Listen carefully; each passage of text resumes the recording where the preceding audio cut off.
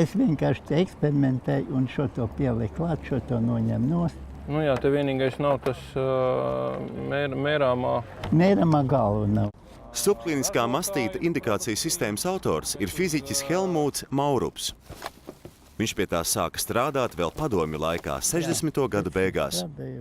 Slimības pazīmju konstatēšanai Helmuts izmantoja principu, ko neizmanto neviena cita līdzīga indikācijas sistēma pasaulē. Mūsu fizioloģiskais organisms, mūsu saucamie joni. Un arī pienā ir šie joni. Viņi ir noteiktā attiecībās savā starpā un noteiktās daudzumos.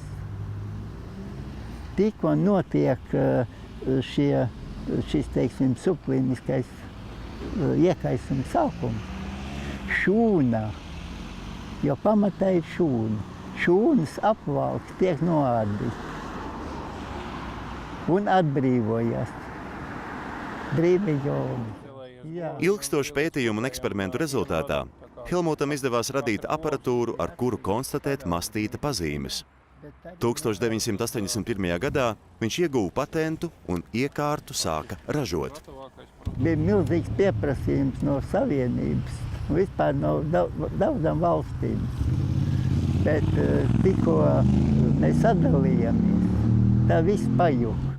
Vairāk nekā 20 gadus pēc tam, kad Helmuta radīto iekārtu pārtrauca ražot, viņam radās doma šo ideju atdzīvināt.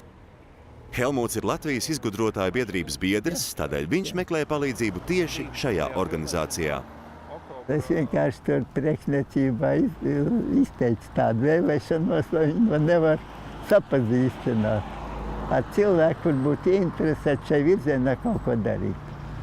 Jo es jau esmu tādā vecumā, kad es jau, kā saka, viens jau man grūti ir kaut ko. Man vajag jaunas cilvēks, kuriem es to problēmu var nodot, lai turpināt.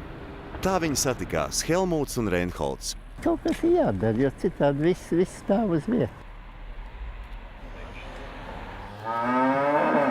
Reinholds ir datorzinātņu maģistrs un uzņēmējs. Viņam jau ir savs uzņēmums. Ar uzņēmēju darbību kaut kādā formā es esmu nodarbojies jau kopš skolas laikiem. Skolas laiki bija tad es pabeidzu Rīgas komercskolu. Un mums visa tā vide un viss, kas bija saistībā gan ar mācībām, bija arī tendēts uz to, ka ir jābūt uzņēmējiem. Reinholda un Helmuta pirmais uzdevums ir pārveidot padomju laikā radīto aparātu atbilstoši mūsdienu prasībām. Aizstājot vecās komponentes ar jaunām un uzrakstot programmatūru, kas nepieciešama, lai sistēmu datorizētu.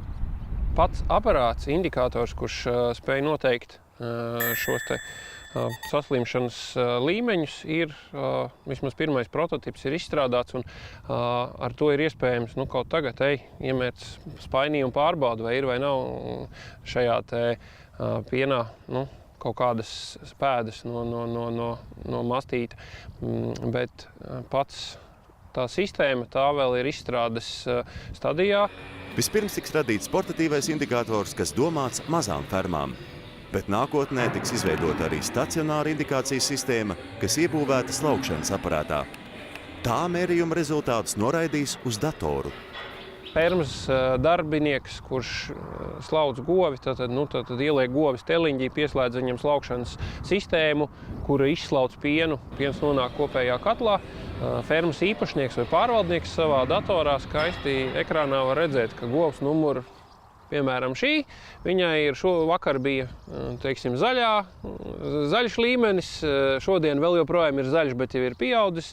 Tad potenciāli šī līkne turpinās augt, un pēc 3-4 dienām, kad šis mastīta iekaisums būs sasniedzis kaut kādu līmeni, tas jau sāks palikt kritiskā. Lai gan Reinholds jau ir uzņēmējs, viņam žūrija tomēr būs jāpārliecina, ka viņam piemīt uzņēmēja gēns. Arī pats Reinholds atzīst, ka viņam nav atbilžu uz visiem jautājumiem. Kā uzražot elektronisku iekārtu vai produktu, to es zinu, un tas varbūt nav tas pats grūtākais, bet atrast vai saprast, kādā veidā iet un cilvēkiem to pārdot, tas ir tas, kas man būtu vēl jāiemācās.